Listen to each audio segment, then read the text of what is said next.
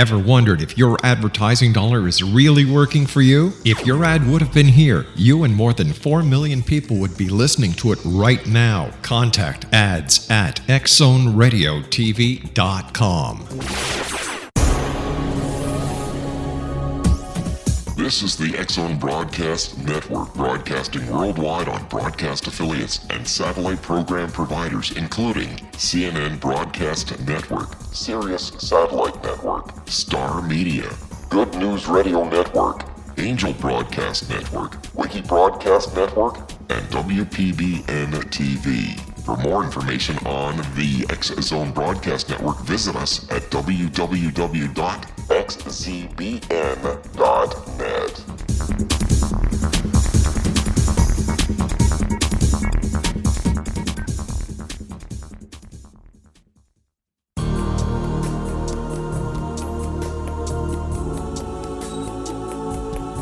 Unwilling to be the government's deadly assassin, gifted psychic Kahara Mitchell went AWOL and ended up buried under rubble in the wake of a great tsunami. She regained consciousness far from Earth on the medical ship of a Daguerreonian intergalactic fleet.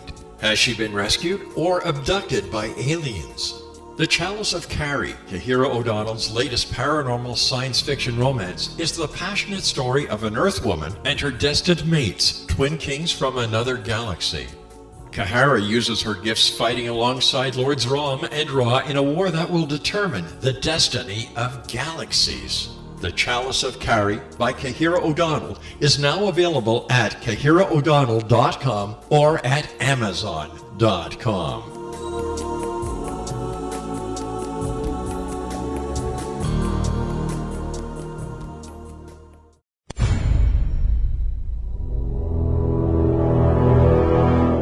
The X-Zone radio and TV show is largely an opinion talk show. All opinions, comments, or statements of fact expressed by Rob McConnell's guests are strictly their own and are not to be construed as those of the X-Zone radio and TV show or in any manner endorsed by Rob McConnell, Relmar McConnell Media Company, Talkstar Radio Network, its affiliated stations, or employees.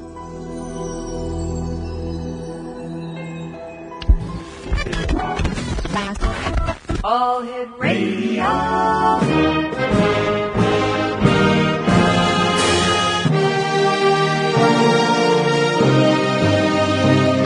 Welcome to the X-Zone, a place where fact is fiction and fiction is reality. Now, here's your host, Rob McConnell.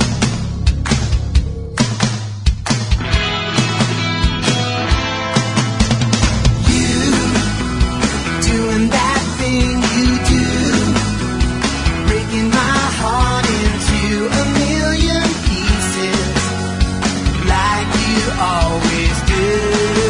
And you don't mean to be cruel, you never even knew about the heartache I've been going through.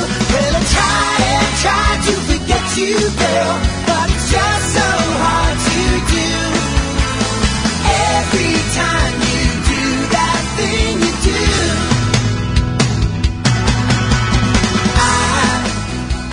And welcome to the X-Zone, everyone. My name is Rob McConnell, and for the next 4 hours, I'm going to be your host and your guide as together we cross the time-space continuum to the X-Zone, a place where people dare to believe and dare to be heard. And we're here with you Monday through Friday from 10 p.m. Eastern until 2 a.m. Eastern, then from 2 a.m. until 6 a.m., and then once again, before the day starts, all over again from 6 p.m. until 10 p.m. Worldwide toll-free, 1-800-610-7035. My email address is xzone@xzoneradiotv.com. On MSN Messenger, xzoneradiotv.com. And our website, www.xzoneradiotv.com. My guest this hour, X-Zone Nation, is Hugh Newman. And Hugh is an Earth Mysteries researcher and travels the world in search of megaliths, lost civilizations, and ancient knowledge. And his website is megalithomania.co.uk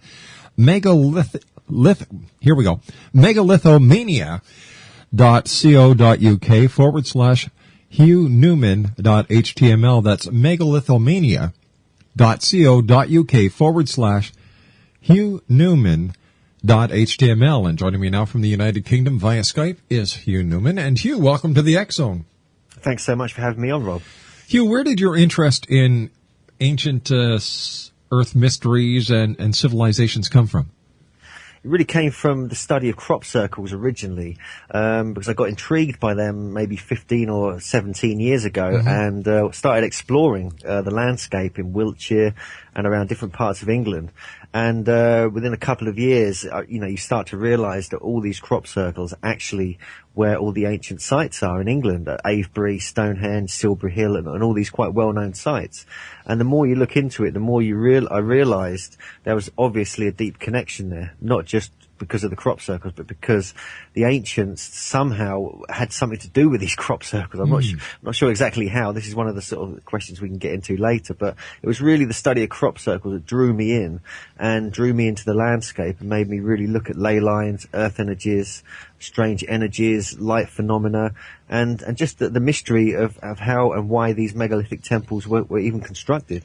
Tell me, Hugh, are crop circles appearing as frequently as they did in the 70s and the 80s? We don't hear very many reports about crop circles anymore. How come? Oh, that's interesting, because in England, it's still happening here frequently. I mean, it usually starts around the end of April, early May, and finishes up when they harvest the fields in sort of sometime in September. But yeah, we still get hundreds of them, if not thousands of them every year or every few years. So they're certainly still happening here. A lot of the problems is that a lot of people just assume they're hoaxes or they're man-made, and I guarantee that definitely some of them are, but there's still some deep mystery there about why they're appearing, how they're appearing, and who, in fact, is creating them. Do you think that there's an ET connection, an extraterrestrial connection when it comes to crop circles?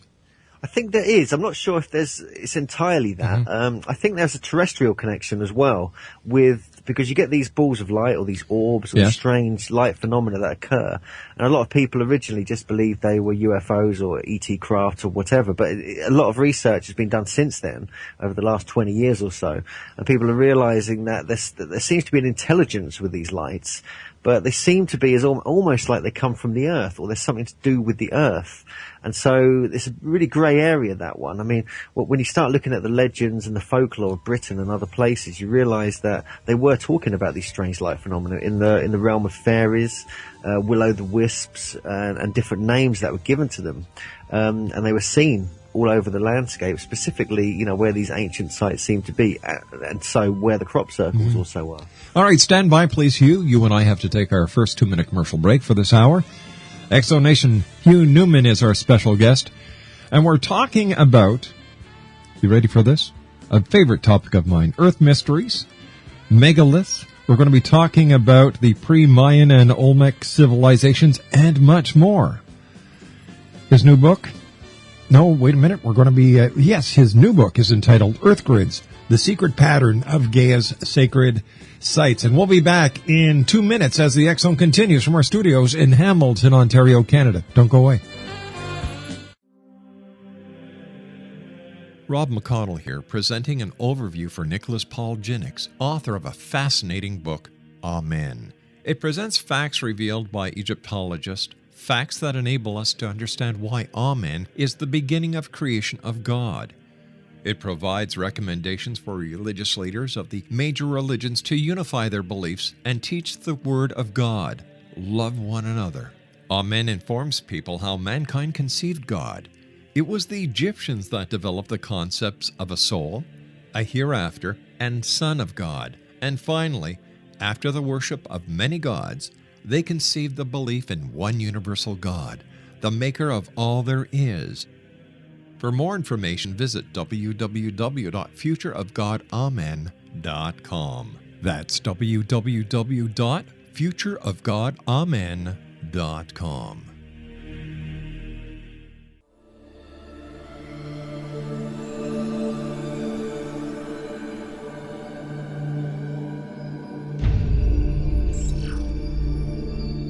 Whether you're a skeptic or a believer, join me, Rob McConnell, on the X Zone TV show, coming soon to screens of all sizes. On the X Zone TV show, we'll investigate UFOs, ghosts, alien abductions, demonic possession, psychic phenomenon, angels, lake monsters, Bigfoot, unsolved mysteries, and all subject matter from within the world of the paranormal and the science of parapsychology, and much, much more. The X Zone TV show with yours truly, Rob McConnell, www.xzonetv.com, is a Relmar McConnell media company and Airplay Media production.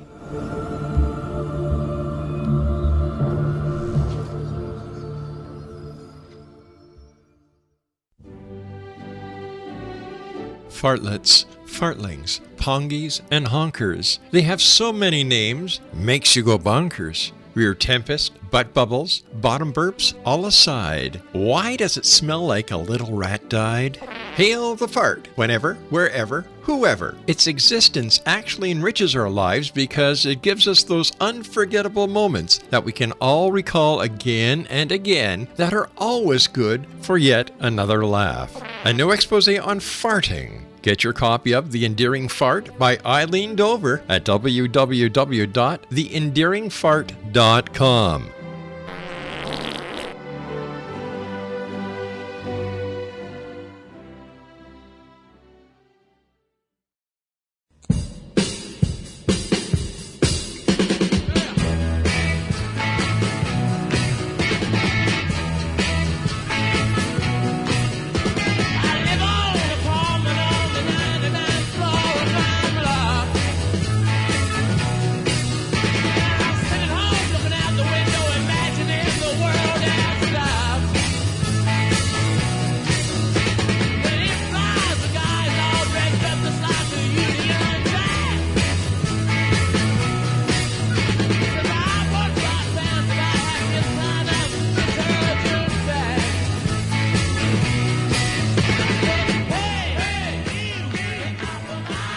Exonation, our guest this hour is Hugh Newman. His website is megalithomania.co.uk /HughNewman.html, and he is the author of The Secret Patterns of the Gaia's Secret Sites, and Gaia's Secret Sites, I'm sorry. And he's joining us all the way from the United Kingdom on Skype today. Why are so many people becoming obsessed with ancient megalithic sites, Hugh? I was wondering if you could shed some light onto that. That's a good question. I mean, it's quite a mystery, that one. There seems to be a huge upsurge in interest in visiting many of the sites all around the planet. You can see this at Stonehenge on the summer solstice, for instance, where over the last 15 years or so, the numbers are increasing, the amount of people who go there. And now you get about 15,000 people turn up there just for one night, just to witness the sunrise at Stonehenge. You get the same thing happening, for example, at Chichen Itza in Mexico, the Mayan pyramid temple site.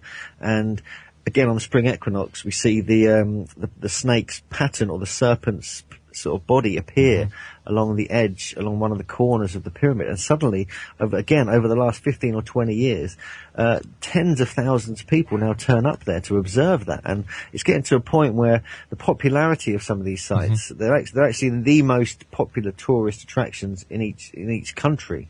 And so there seems to be I get a sense that there's something going on with people are really questioning who they are and where we come from and who our ancestors were. And I think one of the only clues we've got, in England and, possibly in America and other countries, is what they left behind. And some of the only things they left behind you can actually go and visit and interact with are these mysterious megalithic sites and pyramids. So what makes these sacred sites so special? Is it earth energy? Are they sacred? Is it the landscape? Is it the ancestry? Or is it a combination of all, or a combination of any of those points?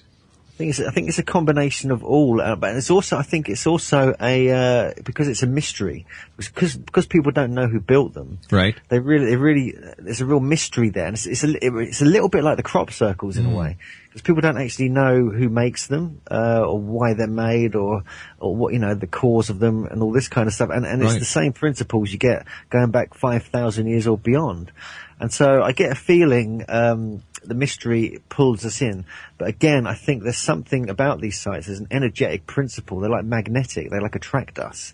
And there's been, quite a lot of research has been done over the last few years, which has actually proved that, what geomancers and dowsers have been saying for decades, that these sites do have an energy. They are built on natural energy upwellings that come from the earth, and we can interact with that, and it actually has an effect on us. So I think there's a lot to these sites, and we're only just now coming round to understanding what these actually are. What kind of effect do these sites have on people? Well, I think one of the things people find is that they go into kind of either a trance state, or they feel kind of high energy. Mm-hmm. Sometimes it's the opposite. Sometimes they kind of go into very, very drowsy or nauseous, and different effects. And this is reminiscent of the crop circles, but what some tests that have been done by several researchers, including Philip Callahan and the late John Burke, have found that when they've done scientific tests with sophisticated magnetometers and electric voltometers, they've actually found that there are energy present at these sites, and they can be recorded even with modern technology. And there's two sides to this, which is sort of been unlocked over the last few years. One of them is the fertility aspect that these energies are. They kind of have a fertility energy, that they naturally pull in the earth energies, the telluric currents and different types of earth energies from the earth, and different, and then at the same time. And so what they're finding is they find that when you actually place seeds at these sites at certain times of day, usually in the morning, it charges the seeds up. And when you go and plant them, they're much more healthy, and you get higher yield and things like that. So there's a whole fertility aspect. But the other side of the coin is that the same energy has an effect on our consciousness. And many of these sites are deemed as sacred because of that. So when you go into these sites, you actually can go into an altered state of consciousness, and the same fertility or telluric energies or whatever it is that's there, and which was harnessed by the builders of these sites, actually affects consciousness. And many of the Vision Quest sites in North America, for example, they found the precise spots where the initiate would go and have his initiation or be put out into the wilderness. Often it was right on the spot where strange paintings are, and also where this energy was at its highest. And so there's lots of different ways to look at this, and I think different cultures around the planet picked up on this partly because they were much more sensitive back then, because they didn't have TV and distractions like we have now. They were tuned in, and they really were able to meditatively sort of connect with these power spots. And so I think there's something we've lost, but we're actually starting to come back to now. And I think this is one of the reasons why many people are being drawn back to these sites. I was watching, which one was it? One of the Tom Hanks movies, the first one, where he was in France. Oh my gosh, my mind went blank. Not Demons and Angels, the first one he did. I can't think of that one myself. Yeah. Off the top of my head. In there they talked about ley lines. Now, is there a connection between ley lines and sacred sites? And maybe you can describe to our listeners what a ley line is. A ley line the term ley was originally coined by a guy called Alfred Watkins in England in the 1920s, where he was out walking and he had this visionary experience, where he realized that many of the sites he was walking about, like the ancient mounds, earthworks, stones, churches and other sites, all seemed to form into straight lines, and he realized this is possibly a network over the whole of Britain that connected these straight lines up. He originally thought they were like ancient pathways or tracks that were used for trading and other purposes, and it became very popular. There was called the Old Straight Track, the book that came out, and there was the Ley Hunters Club, and they used to all meet up and go exploring and trying to find leys on OS, Ordnance Survey maps. And so that was all it was originally. And then in the 60s and 70s, it became popular again due to the work of John Michel, who believed there was more to them than just straight line alignments. And actually they were to do with energies, and there was something going on, and they were almost like processional paths. Or even later, a guy called Paul Devereux believes they're spirit paths, or ghost roads, actually spirits, because they're supposed to move in straight lines. So there's lots of different things have now been put on top of the original ley, which is literally just a straight line of several sites over whatever distance. But there's many different aspects have been developed since then, the ones I've already mentioned. But then, for example, one interesting example, I think, which a lot of people in England know about, is the St. Michael line, which was discovered or rediscovered by John Michel in the late 1960s and documented in his book The View Over Atlantis. And he basically, all the way across southern England from Cornwall right up to the East Anglian coast, this straight line alignment he called the St Michael line, because many of the sites were St Michael sites, churches and things like this. But then about 15 or 20 years later after that, 2 dowsers or geomancers went out and actually seen if there was any energy present along this line. And what they found was, which absolutely blew me away when I read their book, they found that there was 2 weaving energy currents kind of moving around like a caduceus around the straight line alignment that John Michell had originally discovered. And so this whole other element of the study of earth mysteries and ancient sites came into play in the late 80s with Paul Broadhurst and Hamish Miller's book The Sun and the Serpent. And so there's lots of different kind of classifications. There's a lot of classifications with these lines now, and it gets quite confusing. So there's lots of things you have to kind of look at carefully to get the right sort of technique or classification. By the way, the name of the movie was The Da Vinci Code. Oh, that's right. Yes. Yeah. My gosh, how fast we forget, right? What are grid theories?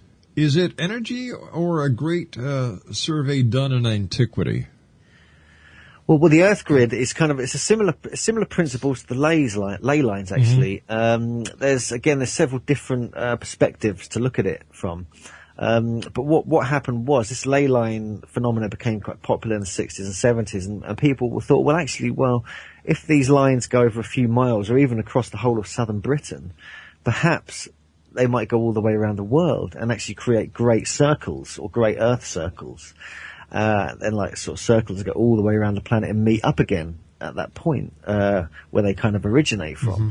And this is kind of what's even happened with the St Michael line. It's been discovered now that the straight line alignment goes all the way around the planet and goes through many different ancient sites, all in different continents and right through the oceans as well. And so people kind of put that into play and realized, well, maybe there's other ones. And so this whole idea of grid theories sort of came together. Some of the instigators were Ivan Sanderson. He came up with an interesting one back in the early 70s, actually, where he realized he was researching the Bermuda Triangle and other strange anomalies around the planet, and realized where most of these anomalies happened, they actually happen at certain points around the planet. And when he drew lines between them, he realized it formed a platonic solid called the icosahedron. And where these points were actually was like putting one of these platonic solids within the Earth. And the points where they touched the surface was where these strange phenomena would happen. And then this was developed by William Becker and Beth Hargens in the 80s and 90s. And they came up with the unified vector geometry grid, which sounds quite complicated, but it's actually quite simple. It's just a combination of all the different platonic solids.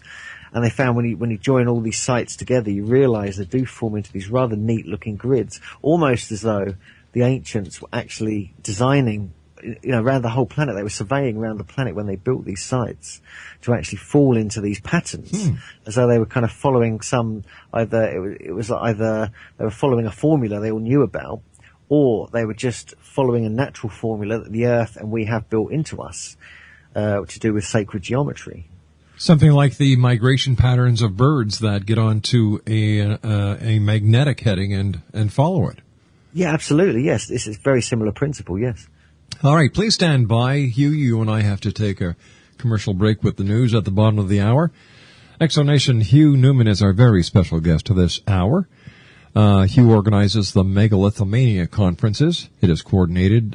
He's the coordinator of Talk Spaces at numerous UK festivals and hosts the Avalon Rising Earth Mystery Show on GlastonburyRadio.com. His most recent book, Earth Grids, The Secret Patterns of Gaia's Sacred Sites. And his website is megalithomania.co.uk/Hugh Newman.html. And we'll be back on the other side of this commercial break after the news from our studios here in beautiful Hamilton, Ontario, Canada. My name is Rob McConnell. This is the Talkstar Radio Network. Don't go away.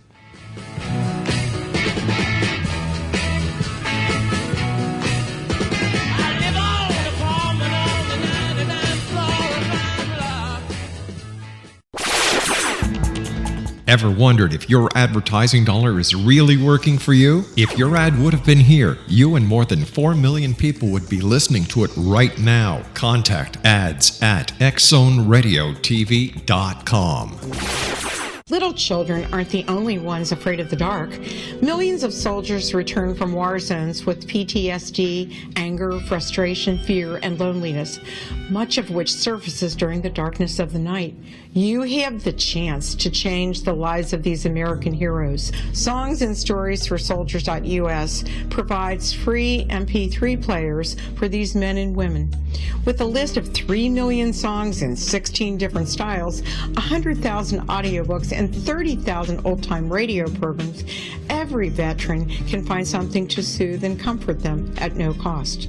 All our players contain an 8-hour audio program designed to help veterans fall asleep. With 1,500 plus vets now participating, it's our goal to deliver 10,000 audio players this year. Go to our website at songsandstoriesforsoldiers.us. Help us help a veteran make it through the night. Wouldn't you love to know the secret to everything? Well then, meet Dr. Kimberly McGeorge and her cutting-edge breakthrough knowledge that combines science with possibility.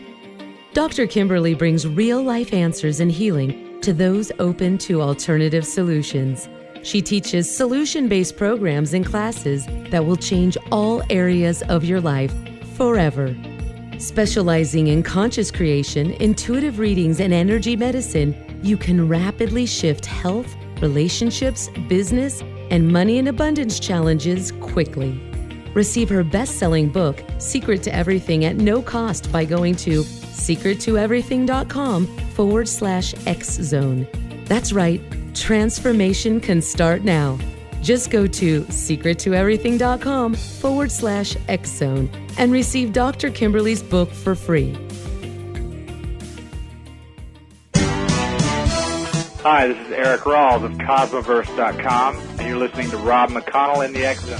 Hi, this is Blade Runner, and you are listening to Canada's #1 paranormal radio show, The X-Zone, with Rob McConnell. Hi, I'm Laura Sabrin of Feast to Fields Organic Vineyard in Jordan, and you're listening to Canada's #1 paranormal radio show, The X-Zone, with Rob McConnell. Hi, my name is Lady Ashley, the White Witch of Niagara-on-the-Lake, and you're listening to Canada's #1 paranormal talk radio show, The X-Zone, with Rob McConnell. Welcome to The X-Zone, a place where fact is fiction and fiction is reality. Now, here's your host, Rob McConnell.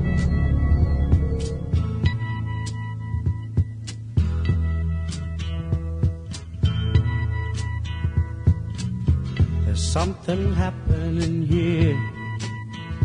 What it is ain't exactly clear. There's a man with a gun over there, telling me I got to beware.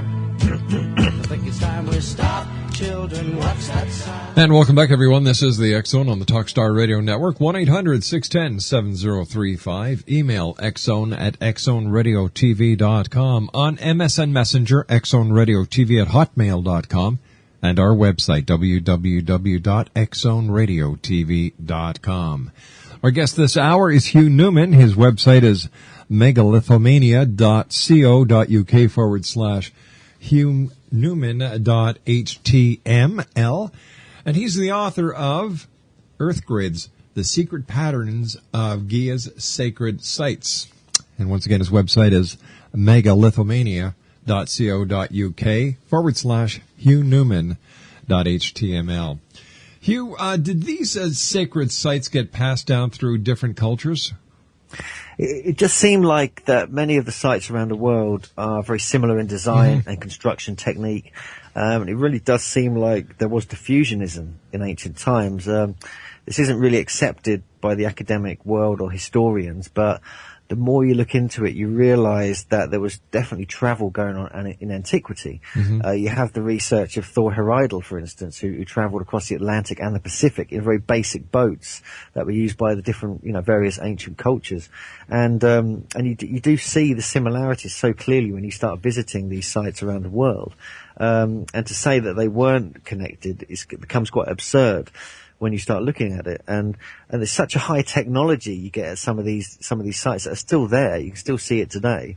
That there must have been some sophisticated kind of network of people or teacher priests or whoever they were who were actually going around the world with this knowledge. But how would they get around the world at that early time in our history? Well, I think they must have been using boats. For example, just outside the Great Pyramid in Egypt, we see some very fine examples of some cedarwood boats that could have easily traversed the oceans, no problem at all. And they clearly, and they buried them. They buried these boats. They kind of deconstructed them and buried them in the ground around the pyramid and covered them up like they were graves.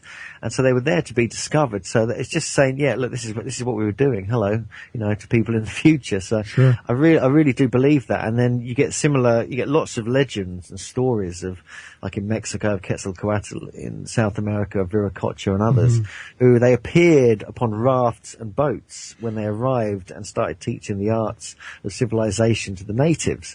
And so there's even the legends are saying it as well. And obviously you get the Noah's Ark thing as well, so it does go back into prehistory that there was certainly, travel around the planet.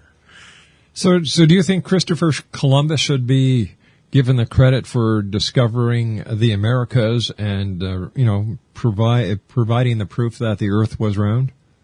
No, not really. No, I mean, that's a bit slightly wrong, I think, because you start looking at all the ancient maps, for instance. Right. One of them, the famous one, is the Pires Rez map from a Turkish admiral from the 1500s, who pieced together lots of different more ancient maps in Alexandria from the Great Library there, and actually pieced together this one and some of the maps were so old that they even showed Antarctica before it was free of ice, which must have been at least, between 6,000 and 10,000 years old. So, and they were mapped really well, that all the coastlines, the terrain, and this, that, and the other. So, you really have to question the idea that Columbus was the first discoverer of the Americas, and the fact that there wasn't travel around the world in antiquity, because there's so much evidence to say there was.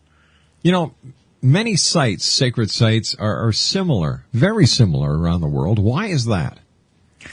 This is something that's intrigued me since I started getting into this subject. It's something we cover at length at our Megalithomania conferences. We really we invite speakers to come and discuss this particular question, because when you start, obviously there's the pyramids. You get similar styles. From Egypt to Mexico to South America to China, even into like European countries such now there's been discoveries in Bosnia and Tenerife, Mauritius, even Sicily as well. And so that's just one example. Another example, which fascinates me further, is the dolmens, or the table stones, where there's several upright stones, quite very large ones, megalithic, and then there's one on top. So it sort of looks like a kind of almost like it's a table as such. And that's why that's the sort of name for dolmens. And they're everywhere. I mean, they're literally almost every country in the world has these dolmens. Even in North America. I mean, there's some examples up in North Salem in New York State and Connecticut and New Jersey, for instance. There's other ones in South America that have been discovered. You get them in Italy, all over Europe, even in the Sinai Peninsula in Egypt, going all the way into Jordan, up through the Middle East, even in China, Japan, Korea, almost every country on the planet has these dolmens. And so that fascinates me in itself, because it's another suggestion that these were potential marker points when they were mapping the planet. And also that it proves that this technology was either being passed around by the same people, or it was being taught to other groups as these teachers or whoever they were traveled. And again, you get the same thing with stone circles as well. For example, I mean, England's the hub of stone circles in the world, really. But for example, the largest stone circle in the world is in Morocco. And no one's ever heard of this one, and it's almost impossible to get to. It was actually Robert Temple, who's actually speaking at our Megalithomania conference in May, who actually rediscovered that and put that back on the map. And then you get these trilithons, like these upright stones, which you get at Stonehenge, for instance. There's similar examples of those in Tripoli, in North Africa, in Libya, and you get the same thing all over the planet yet again. So there's like this prehistoric, advanced civilization that travelled the world in antiquity. They mapped the planet. They were sophisticated. They were master builders. And they were obviously, the legends state that they were teachers, and they were really nice people, and they were doing good for the planet, and they were going around teaching the higher arts and sciences. And I think this is a really good kind of paradigm that we need to kind of look back on and actually think, well, actually, let's get back into that kind of living rather than the sort of chaotic world that we live in now. Tell me, what do you think happened with all the knowledge that has been lost from the ancients? That's a good question. There's a lot that has been. I mean, obviously we get the great fires and destruction of the libraries of Alexandria and other such, and all the Maya codexes, the sort of the Christian Spanish burning of all them over there. And yet it is a pity that has all been lost. And I think we've lost connection to a whole era of who we were, possibly going back tens of thousands of years. But obviously there's this whole story about the Hall of Records in Egypt, possibly in the Central America as well. That's a lot of this information is still within that. And again, I think this is why a lot of people, myself included, who actually have a calling for that, wanted to know who we are, where we came from. I don't believe, and many others don't believe, that we're being told the truth, really. And I think, and so we have a calling to know who we were. And these records that have been destroyed have kind of forced us to, the only thing left from that era is these megalithic sites and these pyramids. So potentially that's why we're all visiting them and trying to work out what's going on and, and trying to work out who our ancestors were. And the only clues left really are many of these sites that still exist on the planet today. Hugh, what has been the most significant find at an ancient site that we can actually use in today's society? Well, there's been lots of. I mean, if you look at the. I think a classic example is the pyramid. It's just the construction techniques and designs of some of these sites, because there's not artifacts are kind of low. There's not many artifacts that have really been discovered, and if they have, they're usually in private collections or in the basement of museums or the Smithsonian or vaults or wherever. And so there's not many left as such. I mean, some good examples, obviously the crystal skulls, which are still, there's a great mystery still that surrounds those, whether they were actually made in the 19th century or not. But when you look at the actual construction techniques of some of these sites, that's where the clues are, and that's where the clues are of where the technology was. Christopher Dunn has done some fascinating work in Egypt, for instance. Especially the way they used to cut granite and diorite, these hardest stones on the planet pretty much. And they just sort of cut them, carved them and shaped them like they were putty. They were soft, really soft, and they were like molding it. But somehow, when you start delving into that side of things from a technological perspective, all the sort of answers start coming out. And this is something that I must credit Chris Dunn for. He's done some superb research on this. And actually found many of the potential techniques that they were using. I mean, it suggests as well, from what he's discovered, that they were certainly using the earth energies to somehow power their sort of machine tooling or their drills or whatever they were using. And this is something that comes back to this whole idea of earth energies, that why were they harnessing the earth energies at these sites? Well, part of the reason, thanks to Christopher Dunn, could have been, thanks to his discoveries, could have been that they were actually using it to actually power things like the same way that we use electricity today. So I think this is all starting to be uncovered again now. Do you think that there's, I know a lot of people who do research into the pyramids, whether they're in Egypt or whether they're anywhere else, including Mexico. They believe that there's an extraterrestrial connection, that this has got something to do with ETs and ETs' return. For example, the end of the Mayan calendar, December 21st, 2012. There are many people that I've talked to over the years who believe that this is the day that either the aliens are going to land, the world is going to be destroyed, or it's going to be the second coming of Christ. Yeah. Yeah, there's a lot of good, interesting theories about that for sure. I mean, there's two people I've been reading up on for the last few years. There's a guy called Mark Healy, and Jeff Stray, who've done they're the two of the best researchers I found on the whole 2012 subject. And one of the things that interests me, I mean, this is with the end date in 2012, December the 21st, 2012, not only is it on the winter solstice, it's also where galactic alignment happens, according to the John Major Jenkins theory. So this fascinates me, but it's the start date that interests me, because they kind of they're sort of following all these really intricate cycles of different planets, even galactic galactic cycles as well. And for some reason, they started it in 3114 BC. And technically, there's no one supposed to be around in Central America to start that calendar then. Just natives, jungle dwellers or whoever was there at the time. Mm-hmm. But I think there was something else going on, because the legends state that these sort of gods appeared, Quetzalcoatl and Viracocha in South America, etc., and actually taught the arts of the calendars, taught the megalithic construction, taught agriculture and living in harmony and civilization. And so maybe they were the ones who began this calendar. But we have to ask, why did they start it then, and why does it end then?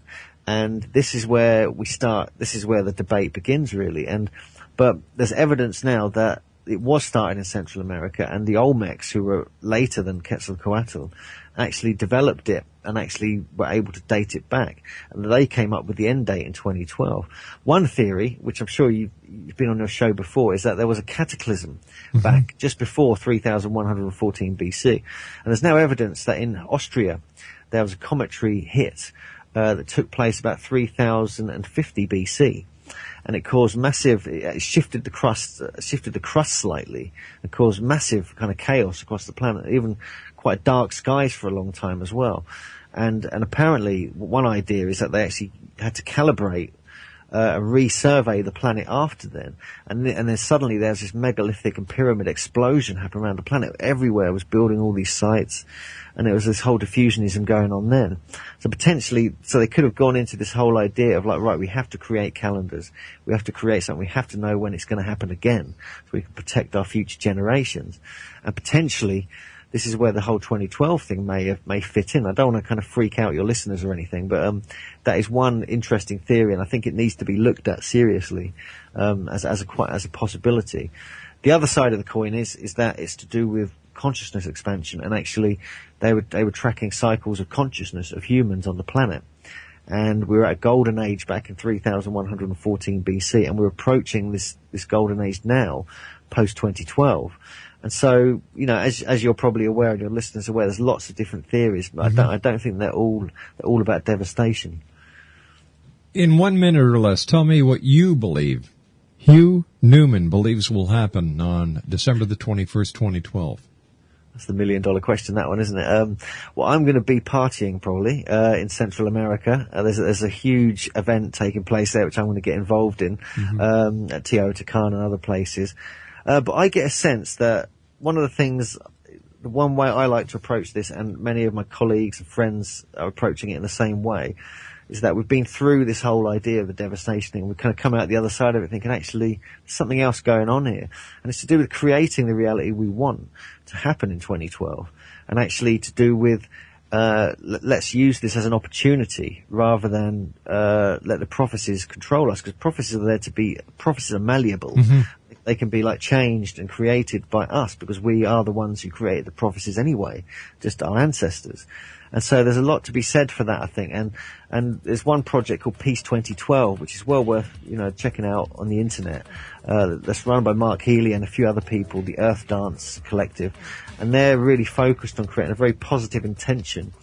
And all the events that are taking place that day all kind of connect up and do this global meditation. Well, to say this is going to be an interesting day is certainly understating its importance, but we'll be here, Exo Nation, live as we see what happens through the entire day of 2012. In fact, we're going to be broadcasting 24 hours straight from midnight right through to the following midnight during 2012, December 21st, 2012. My name's Rob McConnell. Our guest, Hugh Newman, and I will be back on the other side of this commercial break as we continue from our studios in Hamilton, Ontario, Canada on the Talkstar Radio Network. Don't go away.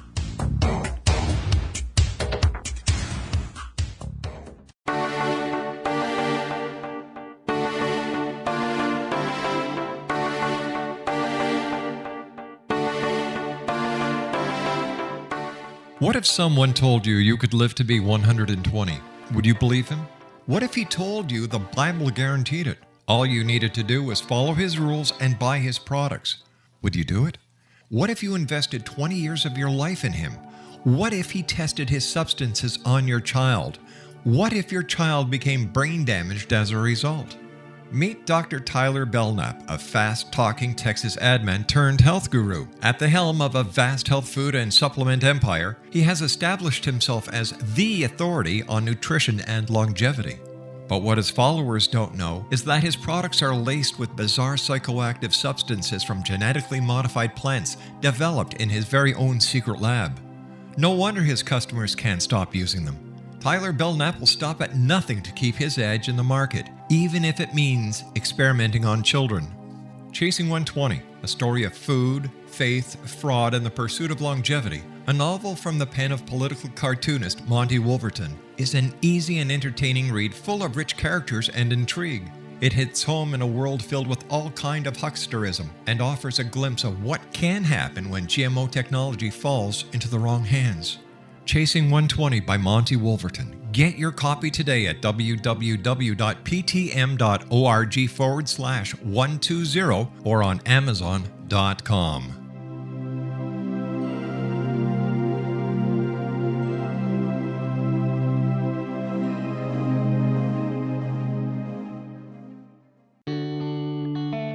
When demystified, shamanism is an ancient science delving into the quantum level of life.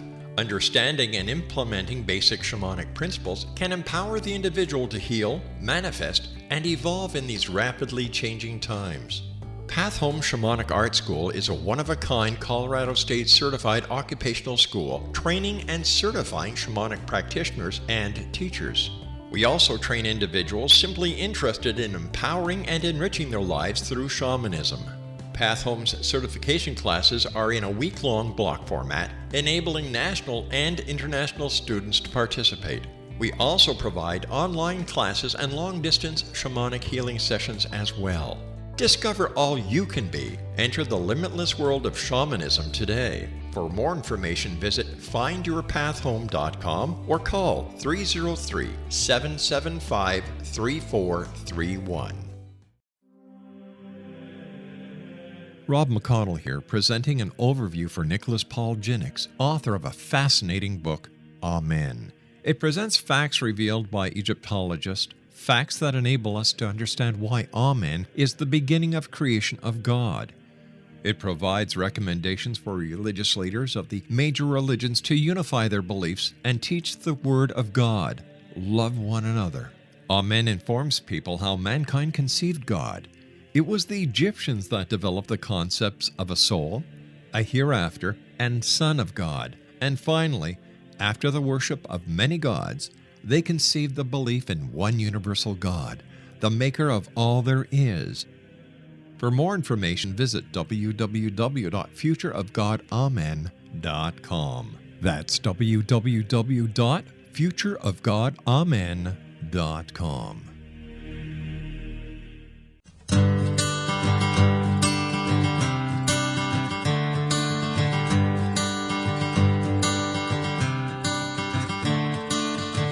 Another turning point, a fork stuck in the road.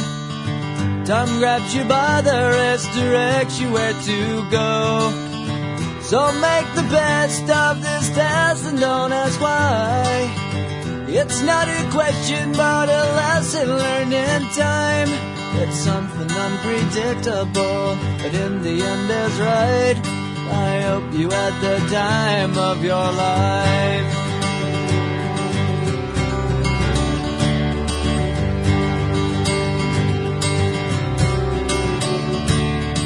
So take the photographs and still frames in your mind. Hang it on a Exonation Hugh Newman is my guest this hour.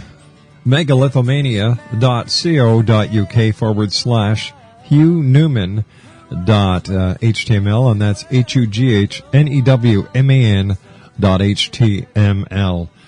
First of all, Hugh, I want to thank you so much for joining us, and congratulations on your book, your conference, your radio show, and for getting the knowledge, the lost knowledge, out to the people around the world so that we can learn from the past to make a better future. So thanks a lot for all you do. Yeah, I really appreciate coming on the show. It's been a real pleasure, yeah. I'd like to finish off where we started talking about crop circles. And, you know, you research crop circles that always seem to appear near ancient sites.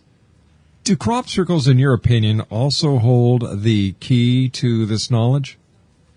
I think there's something about the crop circles that is often overlooked, because most people just assume they're man-made or they're hoaxes or they're jokes or whatever.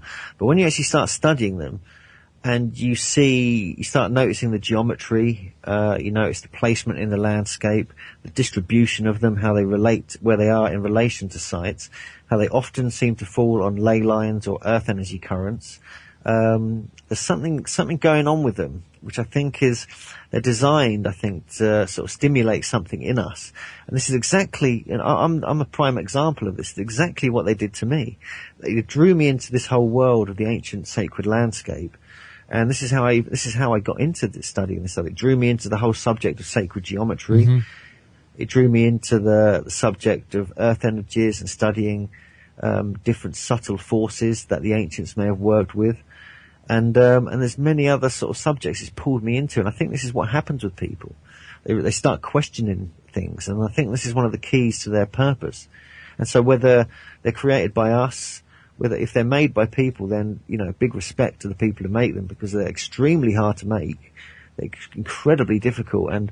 But we have to admit, and we have to acknowledge that some of them are not made by humans.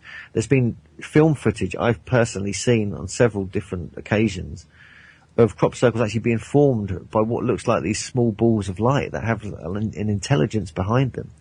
And whether they're ETs or whether they're some terrestrial intelligence, we just don't know. And I think this is one of the keys to this mystery, is that a good mystery will stay one step ahead of you. And I think this is what the crop circles are certainly doing. Once again, Hugh, thank you very much for joining us. Tell our listeners where they can find out more about you and also where they can get your book. They can check out the website you mentioned, megalithomania.co.uk/HughNewman.html. If they want to come and see me, we do our annual Megalithomania conference in Glastonbury every May, 14th to 15th of May this year. And if people can't come, they can watch it on the live stream we've got set up, and they can catch up with much of my research through the megalithomania.co.uk website. We're going to be coming to America later in the year. We're doing a couple of conferences over there. More details of that will be coming soon on the website, and we're going to be sort of touring around with some of these speakers, checking out some of the megalithic sites in New England, but also around the whole mound culture sites along the Mississippi. We're sort of working with William Henry. So we've got a lot to look forward to from you over in the UK as well as here in North America. Hugh, it's been a great pleasure talking to you. Continued success. And I can't wait until the next time you join me back here in the X Zone to talk about the fascinating Earth, our history, our cultures, and much more. So thanks very much. Thank you. Bye-bye. Appreciate it. We'll be back on the other side of this break. Don't go away.